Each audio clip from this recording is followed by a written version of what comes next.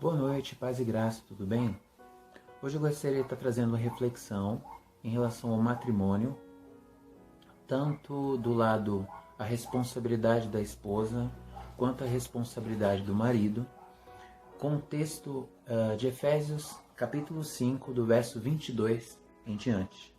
Efésios, capítulo 25, do verso 22 em diante, que vai dizer: As mulheres sejam submissas ao seu próprio marido, como ao Senhor. Porque o marido é o cabeça da mulher, como também Cristo é o cabeça da igreja, sendo este mesmo o Salvador do corpo. Como, porém, a igreja está sujeita a Cristo, assim também as mulheres sejam em tudo submissas ao seu marido. Maridos, amai vossa mulher, como também Cristo amou a igreja, e a si mesmo se entregou por ela, para que a santificasse, tendo-a purificado por meio da lavagem da água pela palavra, para apresentar a si mesmo igreja gloriosa, sem mácula, nem ruga, nem coisa semelhante, porém santa e sem defeito. Assim também os maridos devem amar a sua mulher como ao próprio corpo. Quem ama a esposa, a si mesmo se ama. Porque ninguém jamais odiou a própria carne, antes a alimenta e dela cuida, como também Cristo o faz com a igreja. Porque somos membros do seu corpo. Eis porque deixará o homem, o seu pai e a sua mãe, e se unirá à sua mulher, e se tornarão os dois uma só carne. Grande é esse mistério, mas eu me refiro a Cristo e à igreja. Não obstante, vós, cada um de per si, também ame a própria esposa como a si mesmo, e a esposa respeite ao marido. Acredito que esse é um dos textos mais claros, mais profundos, em relação tanto ao propósito do matrimônio, quanto os respectivos chamados de Deus, tanto para a esposa quanto para o marido. O início do texto vai falar a respeito da submissão. Só que ao invés de falar da submissão primeiro, eu vou começar falando a respeito do propósito da submissão. O chamado do esposo para o matrimônio, ele tem como intuito espelhar o amor de Cristo pela igreja. O texto bíblico diz: Maridos, amai a vossa esposa, assim como Cristo amou a igreja e a si mesmo se entregou por ela. Ou seja, Deus ele chama todo esposo a tomar uma filha sua. Aqui está falando para crentes, para a igreja. Deus ele toma um esposo, um filho teu, um filho seu, para tomar uma filha sua como esposa, para amá-la. Só que esse amor não é de acordo com a vontade, ou seja, ele com a vontade do homem. Ele não fala: eu estou te confiando uma filha minha e você ame do jeito que você achar melhor. Há o padrão do mundo. O padrão do mundo, que Jesus ele faz uma crítica quando ele pede para a gente amar os nossos inimigos. Aí ele fala que os publicanos, os pecadores, eles amam aqueles que amam eles também. Mas a igreja é chamada, o crente em Cristo Jesus, o discípulo de Cristo, ele é chamado para demonstrar amor até pelo seu inimigo. Então há um padrão do mundo de amar, que é a ideia da reciprocidade. Eu vou amar se isso me trazer algum benefício, que demonstra mais amor próprio, amor a si mesmo, do que o amor sacrificial de Cristo. Então Deus não está dando uma liberdade para o homem amar como ele achar melhor. Ele não está falando: ame a sua esposa se ela merecer. Pois qual é o padrão? Qual é o comparativo? Ele fala: ame a sua esposa como Cristo amou a igreja e se entregou por ela. Ou seja, ame a sua esposa de forma incondicional, como Jesus ele ama a igreja de forma incondicional. Se Jesus ele dependesse de nós praticarmos obras ou termos uma vida santa para poder merecermos o amor dele não ia alcançar nós de forma alguma, porque dia após dia pecamos. E o texto de João vai dizer: aquele que não peca, que afirma não pecar, ele faz de Deus mentiroso. Então, por mais que a gente recebeu uma nova natureza, a gente ainda tropeça, a gente comete pecados, a gente não alcançou o padrão de Deus. Então, o chamado é para amar como Jesus amou. Aí o texto continua: maridos, amai as vossas mulheres como Cristo amou a igreja e a si mesmo se entregou por ela, para que a santificasse, tendo-a purificado por meio da lavagem da água pela palavra, para apresentar a si mesma igreja gloriosa, sem mácula, nem ruga, nem coisa semelhante, porém santa e sem defeito. Então, fala: maridos, vocês devem amar a sua esposa como Cristo amou a igreja e ele se entregou por ela, com a finalidade de a santificar por meio da lavagem pela palavra, para apresentar a si mesmo uma igreja santa, uma igreja gloriosa, sem mácula, nem ruga, nem coisa semelhante, porém santa e sem defeito. Aí ele vai lá e fala: maridos, assim também os maridos devem amar a sua mulher como ao próprio corpo. Ou seja,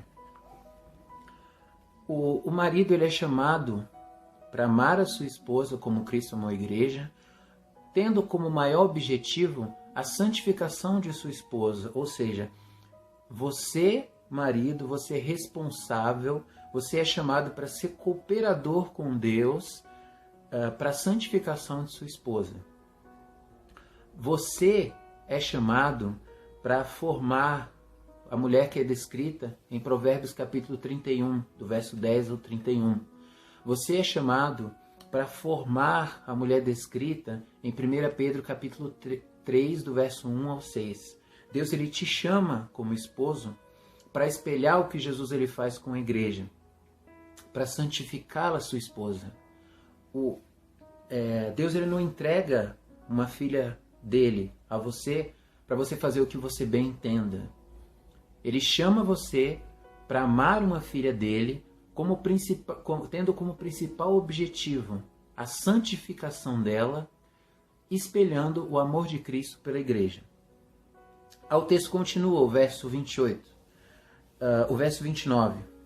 Porque ninguém, ele fala que a mulher, assim como a igreja é o corpo de Cristo, o cabeça ele cuida do seu corpo, a mulher é como se fosse o próprio corpo do marido. Então, aí o texto continua: porque ninguém jamais odiou a própria carne, antes a alimenta e dela cuida, como também Cristo o faz com a igreja, porque somos membros do seu corpo.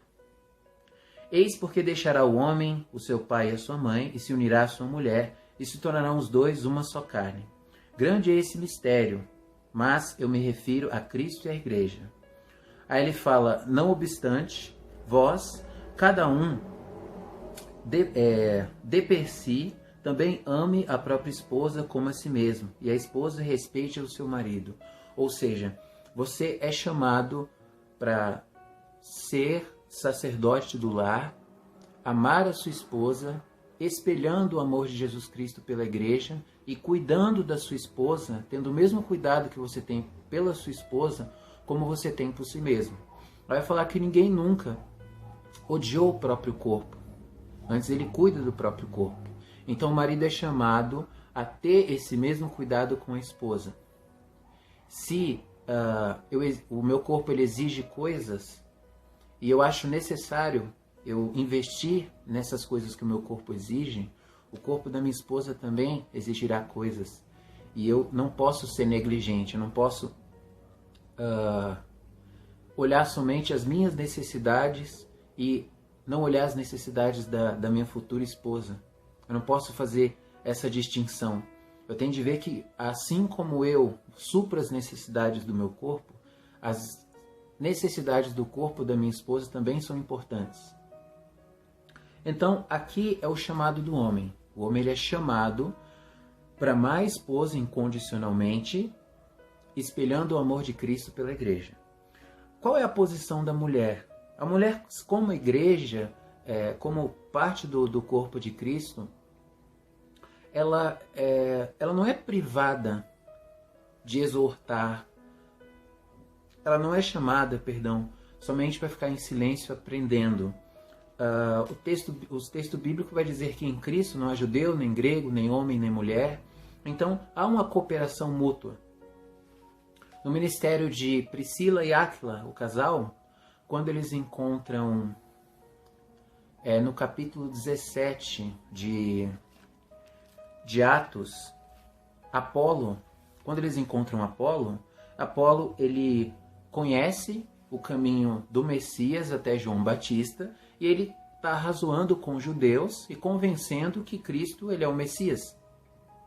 Que João Batista chegou e ele preparou o caminho para a vinda do Messias. Priscila e Áquila pega ele, instrui, fala que ambos, e o nome da mulher vem até em primeiro lugar, eles instruem ele mais acuradamente a respeito de Jesus Cristo. Aquilo que ele já conhecia, mas eles acrescentam aquilo que ele não conhecia. Então, e Efésios capítulo 4 diz que a gente deve exortar uns aos outros. Então, vendo o chamado do esposo, isso não significa que a sua mulher deve ficar em silêncio. Que ela, como instrumento de Deus, ela não pode dar sugestão. A Bíblia vai falar que a mulher sábia, ela edifica o lar. Então, fazendo essa rápida observação, a gente agora vê o que o texto, primeiramente, ele fala a respeito da mulher. Porque se a mulher ela entende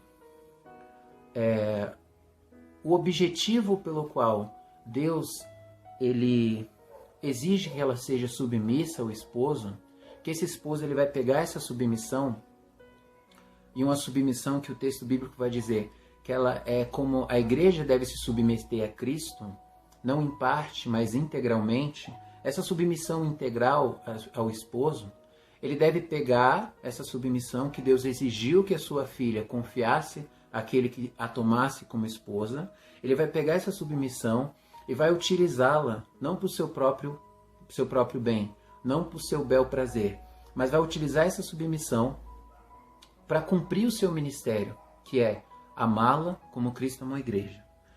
Verso 22. As mulheres sejam submissas ao seu próprio marido como ao Senhor. É uma submissão que deve espelhar a submissão que tem para com Cristo. E espelhar a submissão, o texto vai continuar, da igreja para com Cristo. Ela deve ser submissa ao seu marido. Aí o verso 23. Porque o marido é o cabeça da mulher, como também Cristo é o cabeça da igreja, sendo este mesmo o Salvador do corpo. Jesus, o Salvador do corpo, Salvador da igreja. Como, porém, a igreja está sujeita a Cristo, assim também as mulheres sejam em tudo submissas ao seu marido. Quando uma mulher cristã ela entende o propósito, assim como o homem cristão entendem o propósito do matrimônio, todas as coisas cooperam para aqueles que amam a Deus, daqueles que foram chamados segundo o seu propósito. E o texto vai continuar aí vai dizer que para que eles sejam semelhantes a Cristo. Então toda coisa vai cooperar para que a gente venha manifestar a pessoa de Cristo. Então até o matrimônio ele tem como objetivo central espelhar o amor de Cristo, espelhar o amor de Deus. E aqui chama os crentes para, no matrimônio, espelhar a relação de Cristo com a sua igreja, a relação de amor de Cristo com a sua igreja, que tem como principal objetivo a santificação. Então, quando o coração de uma cristã ele é tomado por essa verdade bíblica, quando ela for se colocar diante de um homem de Deus, para poder orarem a Deus e iniciarem um relacionamento rumo ao matrimônio, o relacionamento do cristão com o sexo oposto, ele tem como objetivo o matrimônio. O cristão ele não vive em aventuras, cristão ele não fica. Cristão, até o namoro cristão, ele namora, mas ele toma a decisão de namoro vendo como um período preparatório para o matrimônio. Ele já decidiu que vai casar com aquela moça, porque biblicamente o que temos hoje por namoro a gente não encontra nas escrituras. Bom, quando a mulher ela entende que Deus ele chama ela e exige que ela entregue ao esposo uma submissão, espelhando a submissão da igreja para com Cristo, ela vai olhar para esse pretendente e vai buscar se interessar por um homem que vá cumprir o seu papel no matrimônio. Ela não vai entregar-se, se ela for uma mulher que é fiel a Cristo, que busca ser fiel a Cristo, ela não vai se envolver a alguém que ela precisa se submeter, alguém que é uma criança de muita idade, alguém que não ama as Escrituras, alguém que não conhece as Escrituras. Da mesma forma, o homem, ele não vai se interessar, se o coração dele foi tomado pela verdade de Deus em relação ao matrimônio e o objetivo pelo qual ele quer se casar não é a satisfação das concupiscências, mas sim desfrutar de algo que espelha o amor de Cristo pela igreja. Se ele tem isso como objetivo, ele vai se interessar por uma moça que tenha características que mostrem a ele que ela vai assumir o papel dela, para que ambos, em Cristo, venham viver o que Deus estabeleceu, o matrimônio que Deus estabeleceu, e venham espelhar o amor de Cristo para com a igreja. Quando o cristão, essa escritura toma conta do coração do cristão, dificilmente ele se envolve com alguém que não tem a mesmo objetivo. Pois no início do relacionamento, ambos já vão demonstrar aquilo que eles querem. E uma pessoa totalmente carnal, quando é apresentado a ela o seu lado bíblico, o que ela precisa fazer, qual o seu papel, ela não vai querer. Tanto de um lado quanto de outro. Então, essa é a verdade bíblica em relação ao matrimônio. Esse é o papel de cada um. Deus ele chama o homem como responsável, como o sacerdote do lar, para amar sua esposa como Cristo amou a igreja. E ele chama as suas filhas para cooperar. Uma submissão é você se sujeitar a um propósito, cooperando integralmente nesse propósito. Então, ele chama a esposa para se submeter ao seu marido incondicionalmente e ambos juntos espelharem o amor de Cristo pela igreja. Que Deus ele santifique o nosso coração por meio da palavra dele, que a gente venha lembrar que a gente foi comprado, somos escravos de Cristo, pertencemos a Cristo integralmente. Fala que a gente deve apresentar o nosso corpo como um sacrifício. Romanos capítulo 12, verso 1, para mim não citar o texto errado. Rapidinho, esse texto a gente já fecha. Romanos capítulo 12, verso 1 e verso 2. Rogo-vos, pois, irmãos, pelas misericórdias de Deus, que apresentei o vosso corpo por sacrifício vivo, santo e agradável a Deus, que é o vosso culto racional. E não vos conformeis com este século, mas transformai-vos pela renovação da vossa mente, para que experimenteis qual seja a boa, agradável e perfeita vontade de Deus. Que a gente vá para as Escrituras, que a palavra de Cristo santifique o nosso coração. Ele ora a Deus, ele Pai, santificai-vos pela palavra, a tua verdade é a palavra.